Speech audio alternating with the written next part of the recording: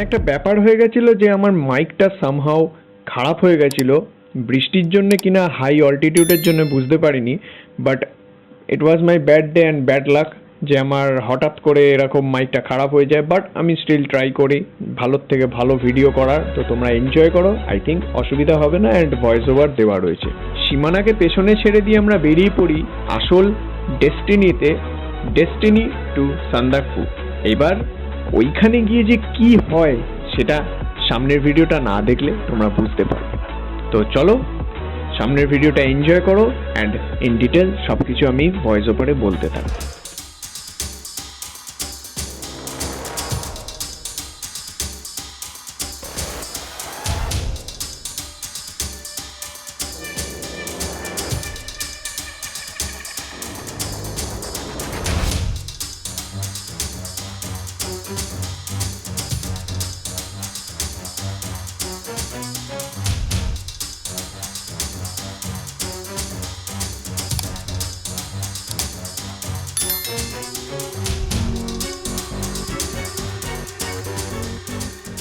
এইখানে যে কথাটা অ্যাকচুয়ালি আমি বলছিলাম সেটা হচ্ছে একটা সারপ্রাইজ তোমাদেরকে দেখানোর আছে।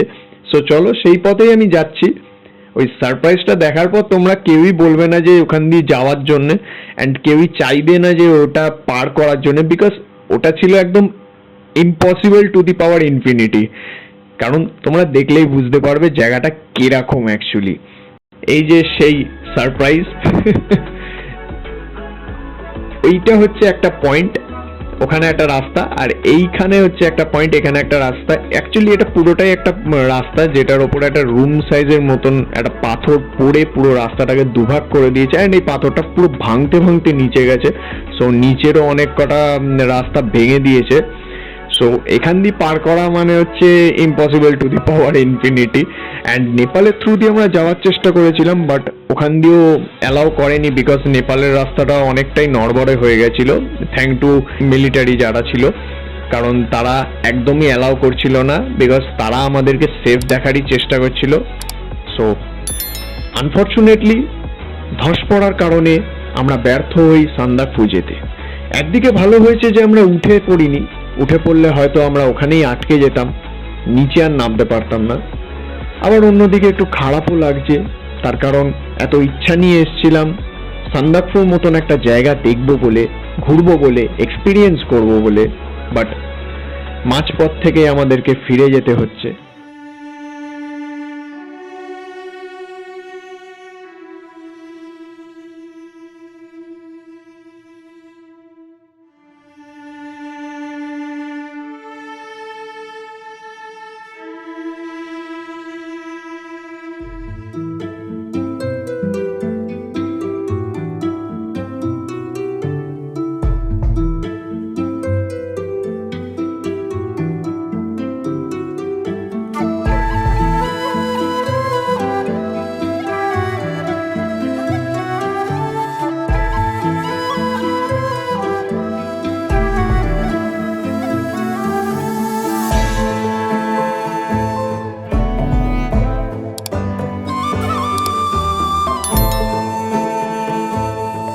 হতাশা মন নিয়ে বাড়ি ফিরতেই আমরা একটা নতুন প্ল্যানের সন্ধান পাই।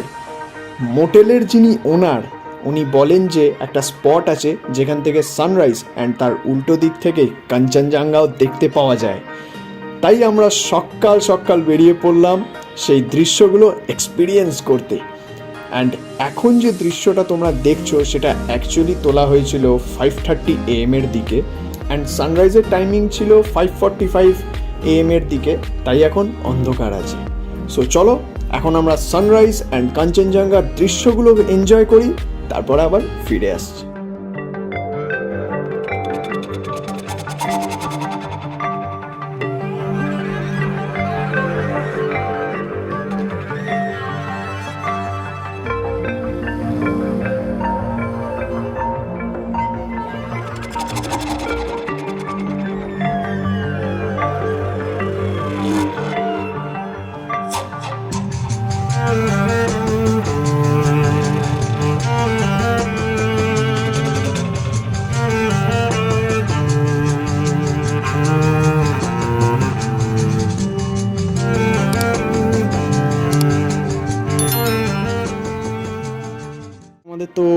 আনফর্চুনেটলি নিচে নামতেই হবে। সো আমরা নিচে যখন নামতে হবে তখন আমরা একটা প্ল্যান বানিয়েই নিলাম।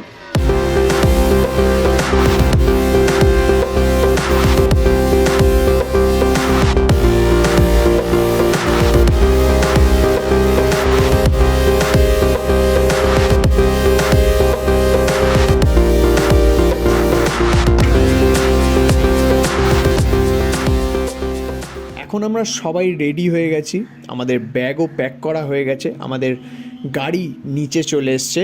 এখন আমরা বেরিয়ে লামাহাটা নেচার পার্কে যাব।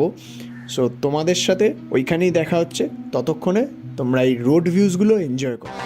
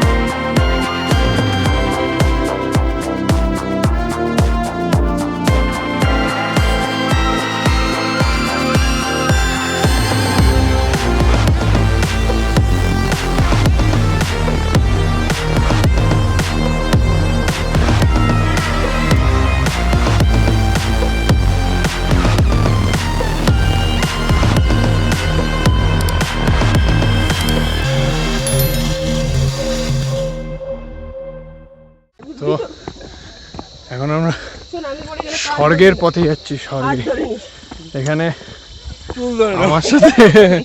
আমার সাথে আরো কজন আছে, আমার পিসি রয়েছে, আর এখানে আমার দাদা রয়েছে, আর ভাই তো ডাউন হয়ে গেছে। চ এখনো তো, হ্যাঁ এখনো স্বর্গ তো অনেক দূরে, তুই এখানে হাঁপিয়ে পড়লি। এই তো আর কাছে একটুখানি বাকি, উঠছি তো ভালোই ভালো, এবার নামতে প্রচুর ঝামেলা হবে। একবারে ডাইভ দিয়ে দেবো সোজা নিচে, সোজা স্বর্গে একেবারে রিয়েল স্বর্গ। চলো,